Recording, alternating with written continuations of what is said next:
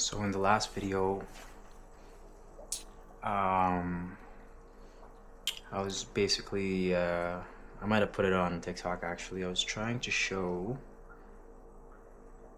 that using a razor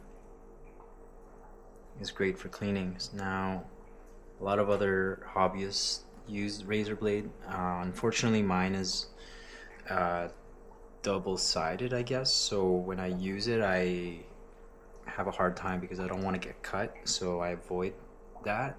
But maybe I should tape it up or something. But basically, I was trying to clean this fish breeder box right here, so I didn't clean all of it, but it does look clean right now, so that's pretty good. And I did put the betta that was from this tank up here, just because I think the male that used to be in here is with the female right now, so and it's hard to catch him, so I think I'm just gonna leave him with the female. It doesn't look like he is harassing the female at all, so there's really no concern for safety.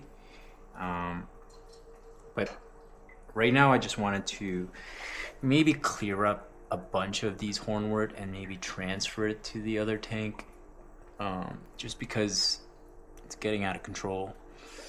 So yeah, we'll start with that. So let me just move this, and later on I'm gonna have to move these blades so that it doesn't get in the way.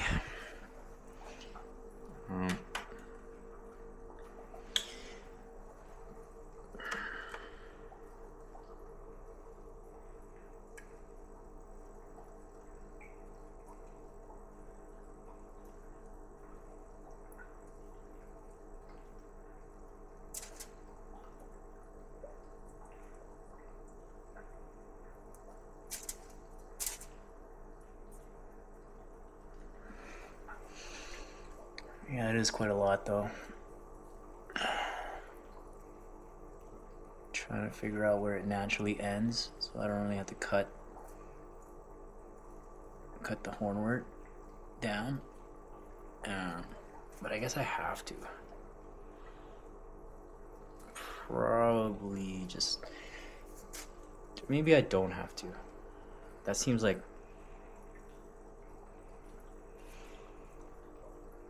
yeah, that seems like it's enough. That's a lot of hornwort. This is like a handful right here.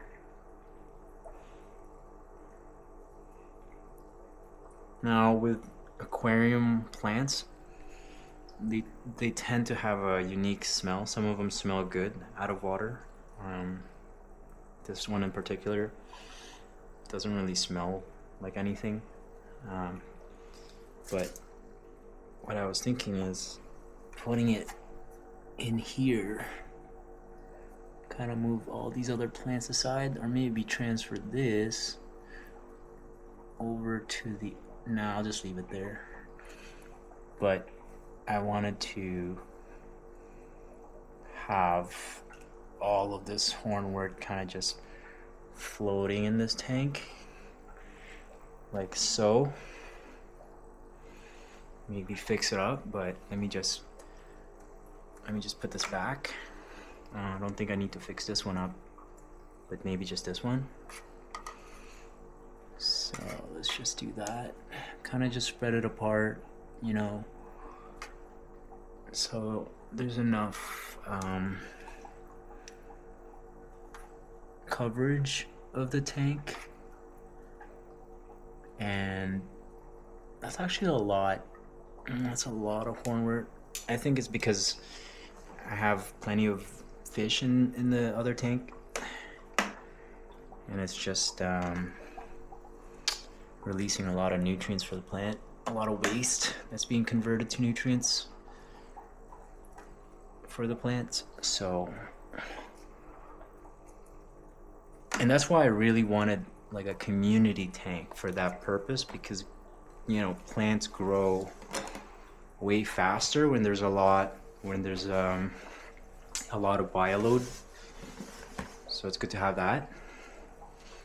I do remember using things like liquid fertilizer or CO2. I've even used CO2, and to be honest, I'm not really that interested in CO2. It does work, and the type of CO2 that I went with was actually a DIY CO2 setup. So I went and bought Neo CO2 kit from Amazon. So that one lasted me a couple months, and it did work. Most of the plants grew really well. So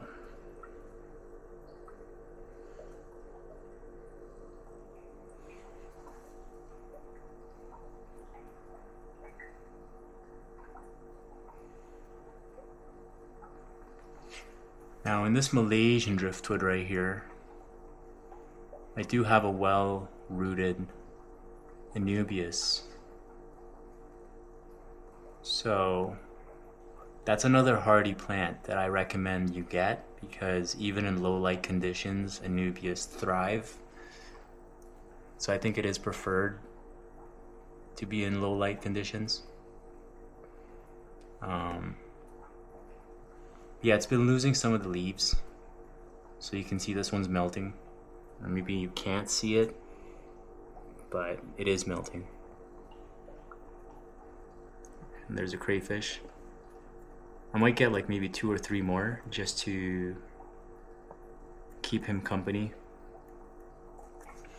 There's a really nice fish store locally that I really like going to, but it's on the opposite side of the city. So when I do go there, I kind of want to have a wish list going. So I kind of just spend everything in one day and leave. But yeah, definitely crayfish is on the list. I do maybe want to get more shrimp. I want to start breeding shrimp. As I mentioned, this is my only shrimp tank, and you can already tell there's some signs of shrimp living here because of the leaves, the way they eat leaves. You can kind of just tell that way. Yeah, I want to get more shrimp, maybe some colorful ones, just to switch things up and then have them interbreed and get different variations. So that would be a cool project for a future date. But yeah, I think this one looks nice with the hornwort.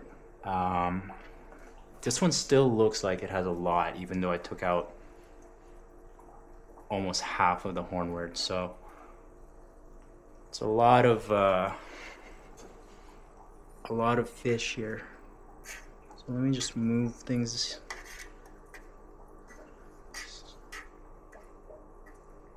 Okay, so that seems to be okay now.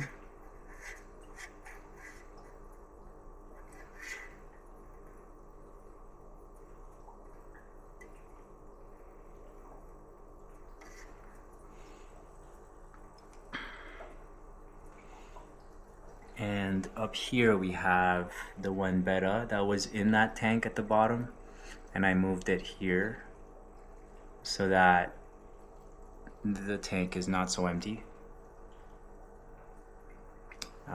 So I do notice there is no airflow going up here, so maybe one of the airline tubes is loose, so I gotta go fix that.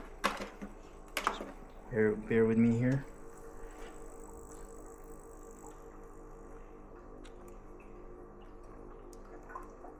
Yeah, this thing, because it's on vibration, I guess. So no matter how tight I, put that thing in there, vibration will just shake it out of place, vibrate it out of place. But okay, now you can see the air bubblers back. And actually what I love about the Fluval breeder box here, it's 3 compartments. So I can actually split this breeder box into 3 with a divider. It comes with 2 dividers to split it into 3. So if I do get a lot of bettas down the road through breeding projects, I can put 3 in here and 1 in here for a total of 4 fish, and that will be one ecosystem. So these 2 are part of just one ecosystem, because the water from here just flows and drips out into here, and then it comes out on the other end over there, which I put a filter sponge, so that when the passing water gets filtered by organic bacteria, so it's at like a 360, the water's flowing, it's going up here and then it's going out there. So there is some water circulation happening here. It looks like it's still water because there's no waves or you know, I'm losing the word, but in terms of just the water staying still water, I guess. It's not really. So yeah, that's why I have this. It's pretty useful and it works. It looks so nice on a 2.5. This is a 2.5 and this is a 0.5 for a total of 3 gallons. So this whole setup here is a 3 gallon. And you know, as I mentioned, these Anubias cuttings are purling up. Like, it's insane how much it's purling up. And that's true for all of them. This is purling up. This is purling up. This one's purling up a lot. And then we also have this one. So each one has 1 betta in it. That's the bioload. That's the only bioload it has. And as you can tell, it's keeping up with that bioload. So I really like that. But yeah, so going back to down here, it's just really tough to catch this male betta that's in here right now. And I'm not sure where to find him even. He's like deep in the leaves. But the female is just right below that leaf. I don't know. Let me see if I can take you on that journey to find this female. So she will actually be in there, right? So let me see if I can just catch her.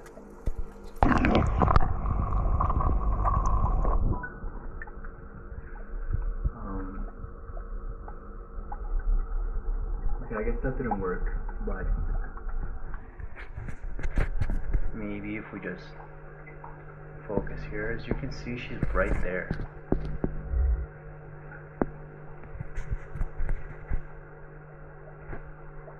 You see her? She's right there, just underneath that water.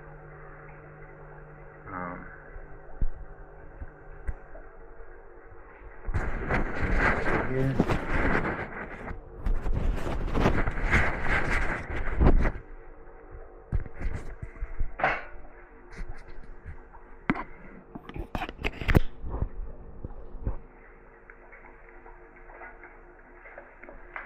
Yeah,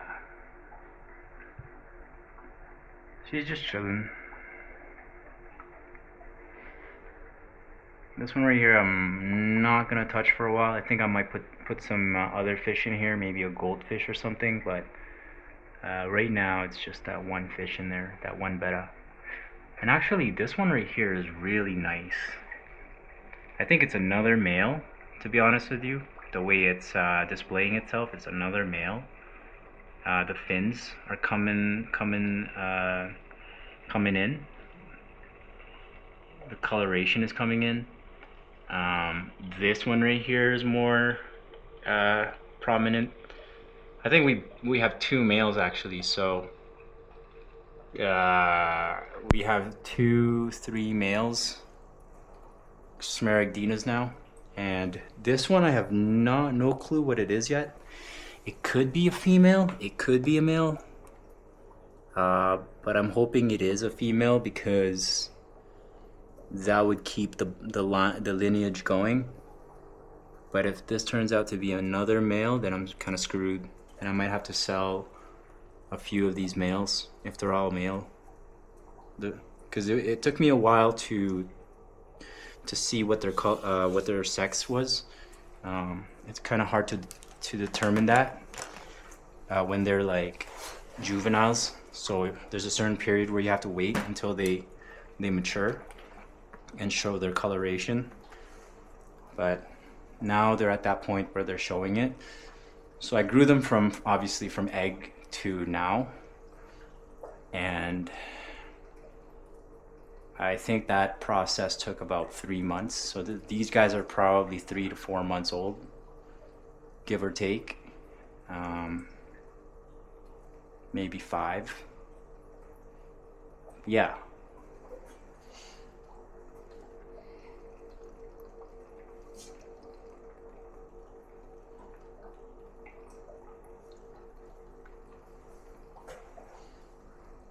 All right, well, I guess I'll see you in the next video.